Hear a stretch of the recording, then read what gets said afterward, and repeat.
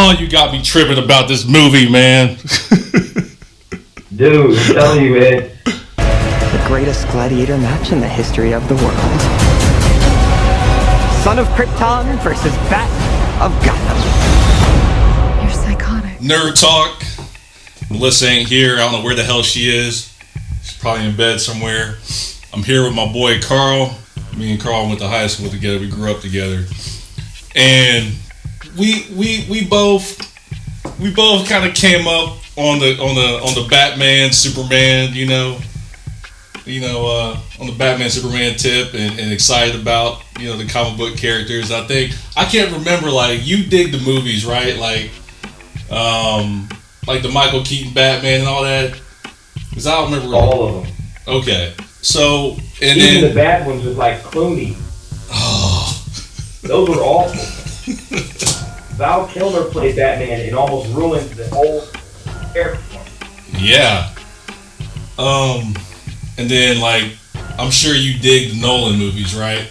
The best, straight up. Yeah. So when they announced the new Batman Superman, and then I heard Ben Affleck was gonna be Batman, I immediately tripped.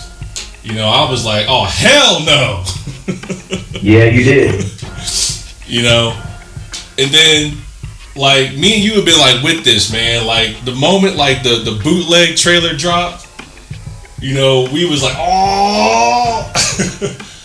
And then you kind of got to see, man. You kind of got to see Ben Affleck, and I was like, oh, okay, cool. I mean, so I was with it. Like, the first trailer, I was with it. What did you think about the first trailer? Well, are you talking about the first official trailer? No, the one that was like kind of like the ended with "Do you bleed?" Oh man, listen. So, first of all, Superman is my favorite comic book character of all time. Batman is 2 or 3 in that range. So, you put them in a movie together. Obviously, I was super excited. The first trailer had me real pumped. Especially that "Do you bleed" thing, because I'm like, man, these guys are going to go toe to toe. I'm thinking he's going to with kryptonite guns and all kinds of weird real Batman-y stuff. Yeah. But when they're toe to toe, I'm like, oh man, this is awesome. And I was already excited about it to begin with. So any visual I got, they could have just showed a picture of the bat signal and I'd have been fired up. So yeah, I was geeked. Yeah. And I was excited because it was like, I like the approach, like, from Man of Steel. It felt like, if Superman really existed, this is how he would exist in the world. Like, he would be this little kid with all these powers that he don't know what to do, and he running around scared, hiding in closets and stuff.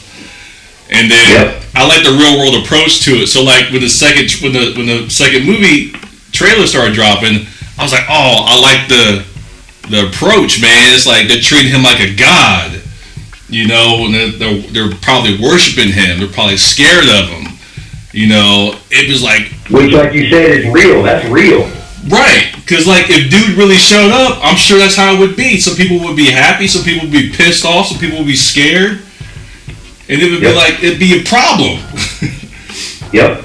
And then, you got, like, Batman. You bring him into it. And, he's already going to be tripping about it. We don't know this guy, and then you saw how they tied in the end of the first movie where, like, I guess his building was destroyed.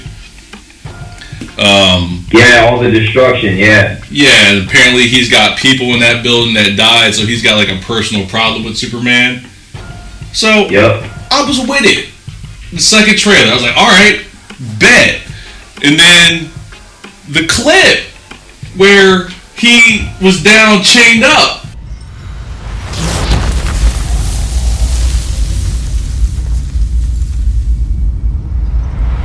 Yeah. And Superman dropped down and was like, like Debo walking towards him. It pulls off his mask. Yeah, he had all his soldiers there too, like he's got an army. Yeah. So I was with it. And then they dropped that third trailer, Carl.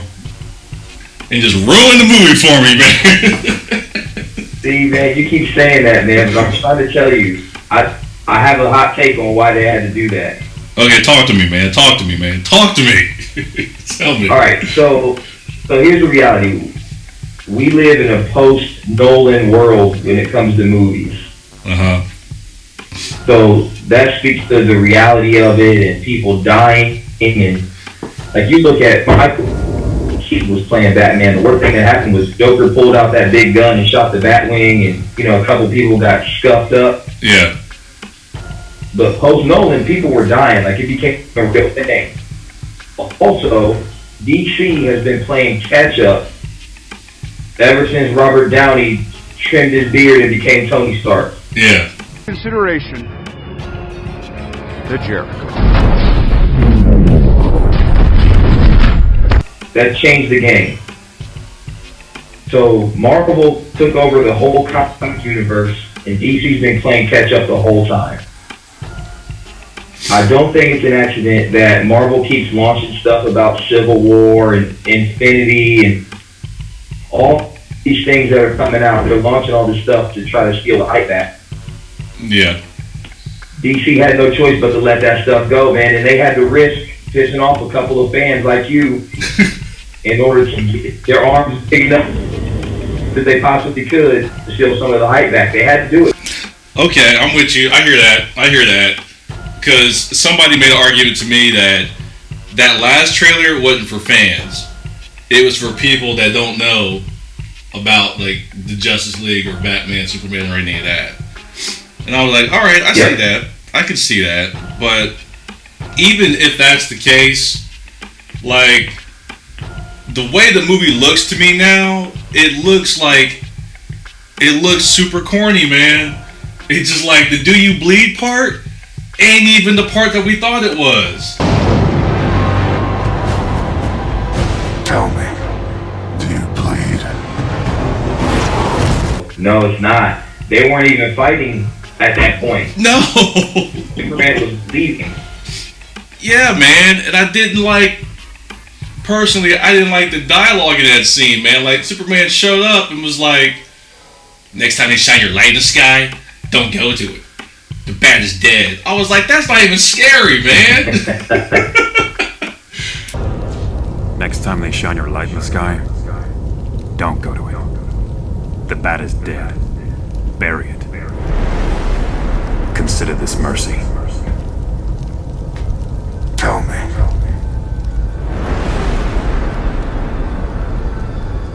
Do you bleed? Here's the other thing that we do. Yeah.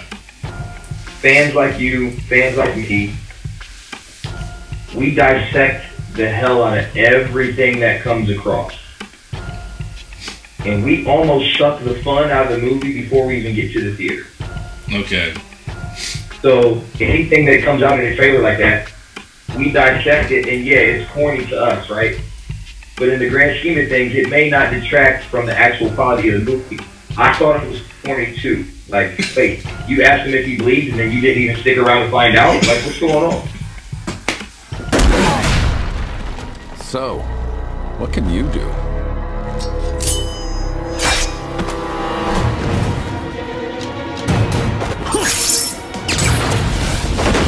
Yeah, man. I was like, from the trailers to me, it doesn't seem as if they've, like, captured, like, the essence of Batman. You know, I'm like, in that scene, like, Batman to me would have stuck him real quick or something and dipped or flew off somewhere. Or like stuck a little kryptonite batarang in his cape or something. Yeah. He would have stuck him or something and then took off. And then, like, at the end of the third trailer, when Doomsday, allegedly Doomsday, it looks like Doomsday, you know, when he was getting ready to shoot at him, Batman was like, he's like, "Oh shit," and I'm like, Batman doesn't say that.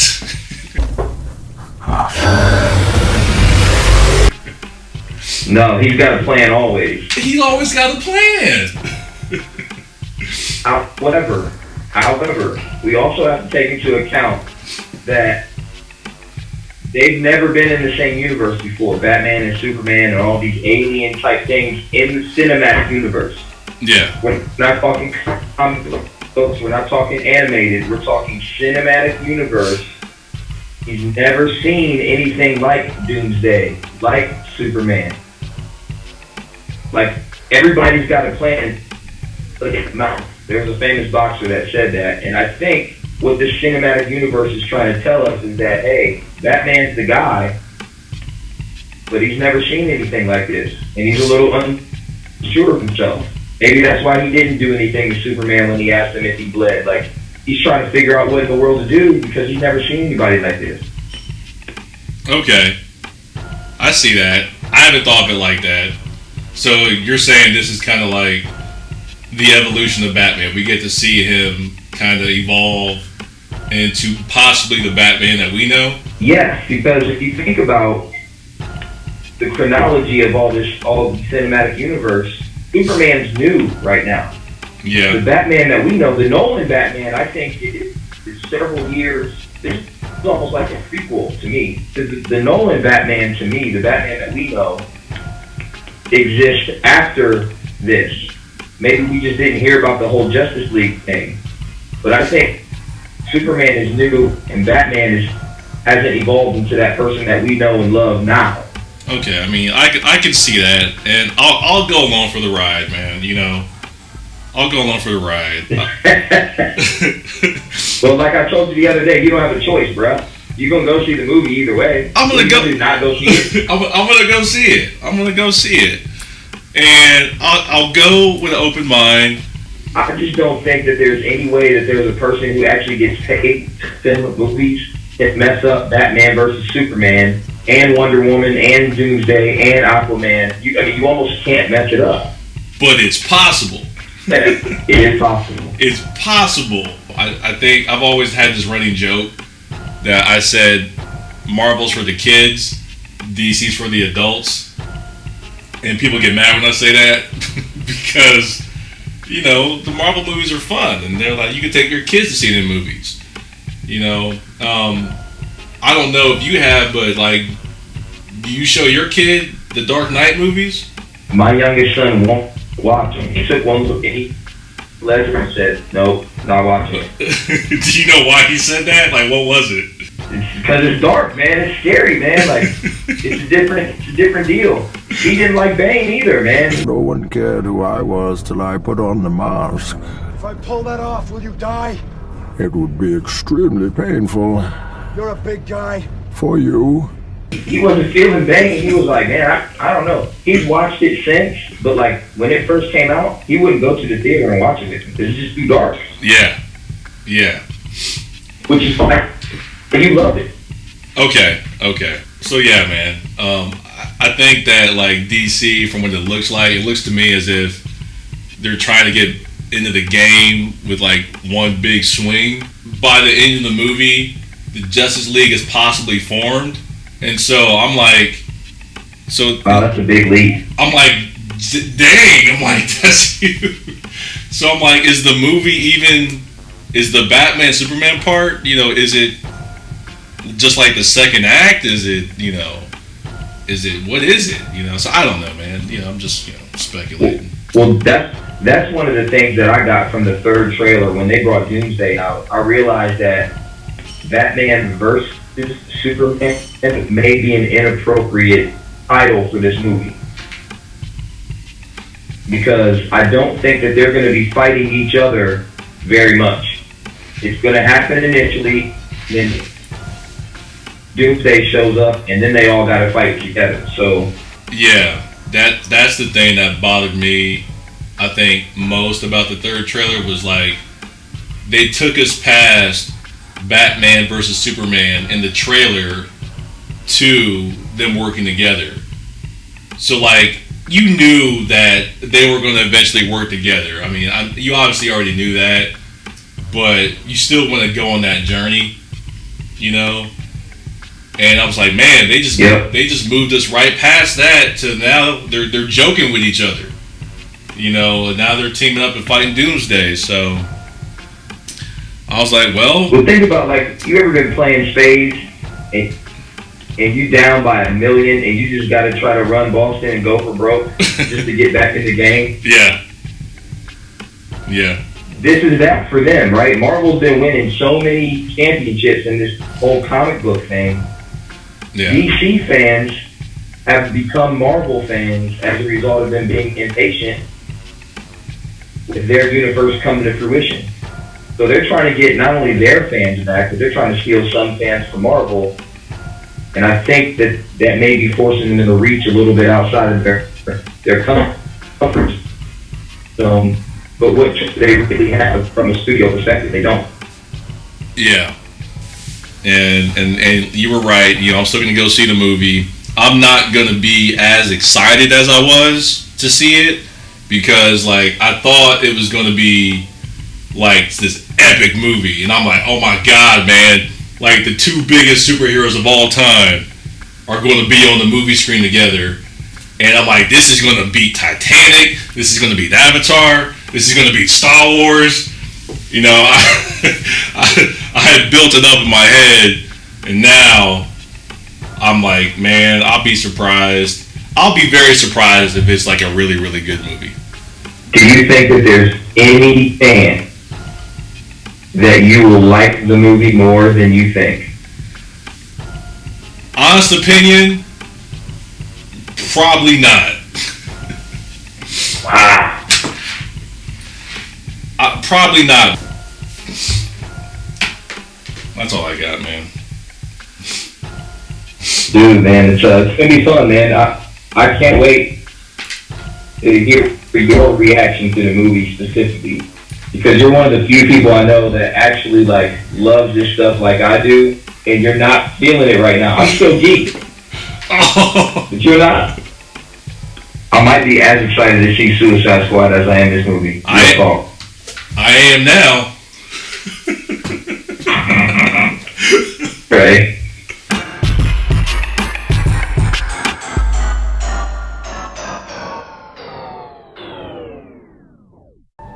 The fever, the rage, the feeling of powerlessness that turns good men cruel.